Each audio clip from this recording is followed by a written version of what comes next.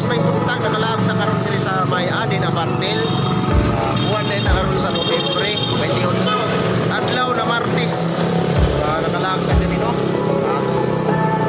Pagalantaw ng atong area nato diri.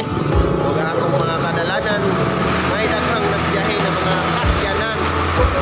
Mao ni siya ang Adin Apartel Building located at San Nicolas Street, corner Borromeo Street, Surigao City. Limpyo ug hapsa ang ilang mga kwarto diri.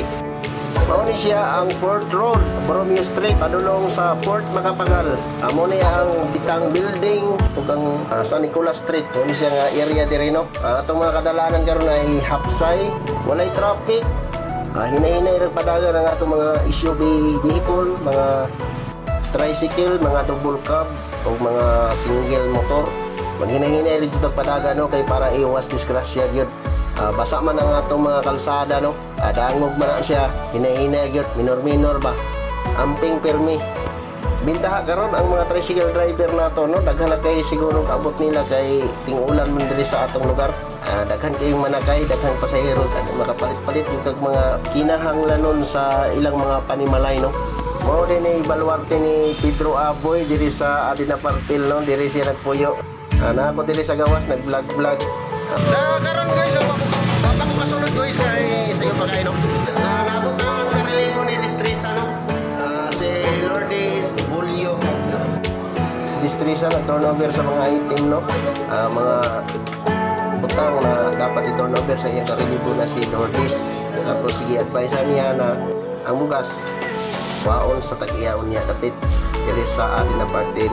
Natakaroon diri sa Adin Apartel no. Mga guys, naka-receive na si Lourdes.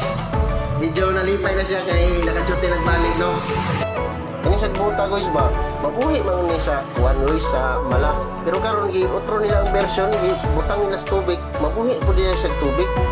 Himuan po na ako ni siya bagong version na pangalan, The Amphibians Land. Di ba mga guys? Unique ayo ang pangalan nato gihimuan ni no. Iwan ako ng electric fan mga guys. Di ba kusukay mo tuyo guys, kusukay hangin guys. Palig jud akong abil guys, anga gyud eh. Naningan na mo ani ba? Ang tanong nabuhi sa tubig, wa po dala ka kuan. Ang electric fan yan na walay wire, anga gyud eh. Sa Opermelan magatod ni sa bagong gwardiya nga maka-duty dito sa imabaw sa pin shop no. May istoryahan po diay nila sa driver no, naabot po si Ma'am Clarence anay i-advise gamay para sa deployment sa atong gwardiya. So padulong na sila dito. Smile ra gud siya gyud, malipayon ba. Snappy kay itong gwardiya no. Atong driver di po ni magpahuli buhi. Iya gyud ang limpyo ug maayo ang iyang unit para limpyo ug hamugaway ang atong mga staff nga musakay ani no ug atong mga kliyente. Guys, wala pa ta nakakuha sa atong transaksyon